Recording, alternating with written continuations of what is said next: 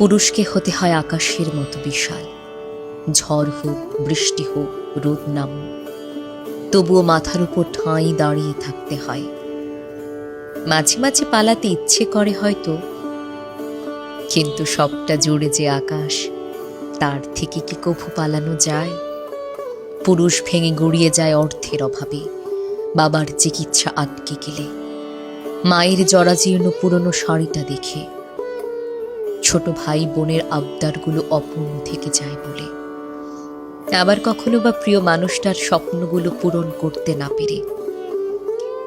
নিজেরও যে কিছু স্বপ্ন আছে, নানা রকম আশায় পূর্ণ একটা জীবন আছে, বেশিরভাগ পুরুষের সে খেয়াল থাকে না।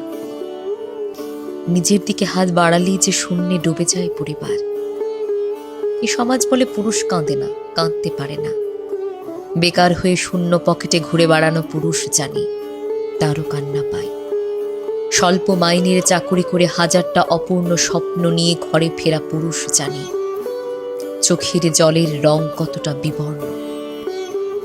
মধ্যবয়সে হাজারো চাপ আর দায়িত্বের ভার বয়ে নিয়ে যাওয়া পুরুষ জানি, বোবা কান্নায় চাপা আর্তনাদ লুকিয়ে বাস্তবতা মেনে নেওয়া কতটা কঠিন। পুরুষ কাঁদে নিঃশব্দে, নিভৃতে, নির্জনতায়, সবার চোখের আড়ালে। পুরুষ মানুষ স্বভাবতই চাপা স্বভাবের। তাদের আবেগ অনুভূতি কখনোই খুব বেশি প্রকাশিত হয় না।